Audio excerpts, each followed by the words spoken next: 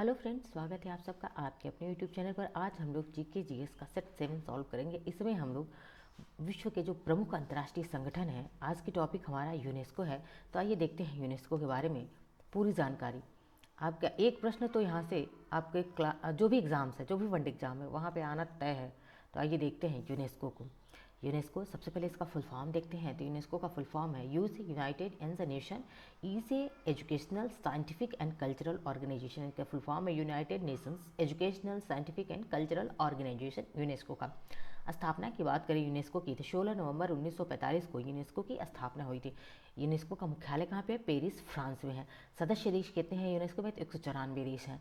और यूनेस्को के बात करें महानिदेशक डायरेक्टर जनरल के थे। इसके डायरेक्टर जनरल कौन है? खालिद अल नानी। मैं बताऊंगी आगे खालिद अल नानी अपना कार्यकाल कब से शुरू किया है इन्होंने, इंपॉर्टेंट है ये। इसकी स्थापना क्यों हुई थी यूनेस्को की? द्वितीय विश्व युद्ध के बाद राष्ट्रों के बीच शांति सहयोग स्थापित करने के लिए। बहुत इंपॉर्टेंट है ये लाइन की, क्या किसके लिए? शांति और सहयोग स्थापित करने के लिए।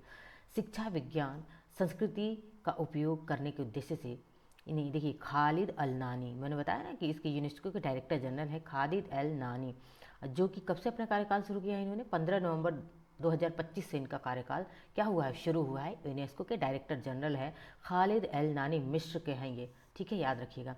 अब हालिया सम्मेलन कब हुआ था यूनेस्को का? तो 2024 में हुआ था। यूनेस्को के गैर सरकारी संगठनों, यानी कि गैर सरकारी संगठन का मतलब क्या होता है? एनजीओ जो होते हैं उसकी बात हो रही है। और इनका सम्मेलन कब हुआ था? तो पेरिस, फ्रांस में हुआ था। अब मैंने बताया ऊपर कि यूनेस्को का हेडक्वार्टर कहाँ पे है? तो यूनेस्को का हेडक्वार्टर की बात करें तो कहाँ पे हेडक्वार्टर इसका? पेरिस, फ्रांस में ही यूनेस्को का हेडक्वार्टर है। और यूनेस्को की हेडक्वार्टर में ही इसका आयोजन किया गया था।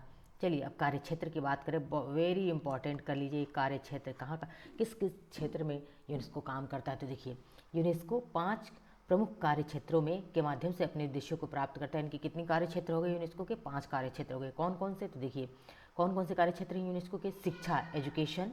दूसरा है प्राकृतिक विज्ञान यानी कि नेचुरल साइंस। तीसरा है सामाजिक एवं मानव विज्ञान, सोशल एंड ह्यूमन साइंस। और उसके बाद से चौथा क्या है? संस्कृति यानी कि कल्चर पर काम करता है। उसके बाद पांचवा अंतिम क्या है? संचार और सूचना पर, यानी कि संचार सूचना पर ये काम करता है यूनेस्को। किस किस क्षेत्रों में? 5 क्षेत्रों में। कौन कौन से?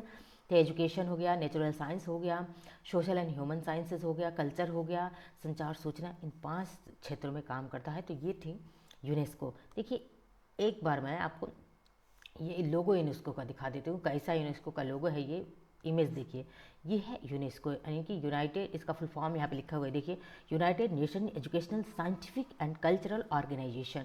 स्थापना की बात करें तो इसकी स्थापना कब हुई थी? 1945, 1945 में स्थापना हुई थी। वर्तमान में इसके खालिद अल नानी इसके क्या है? महानिदेशक है, डायरेक्टर जनरल है। हेडक्वार्टर इसका कहाँ पे है? तो इसका हेडक्वार्टर पेरिस, फ्रांस है। मैं इन चीज़ों को क्यों रिविजन करवा रही हूँ?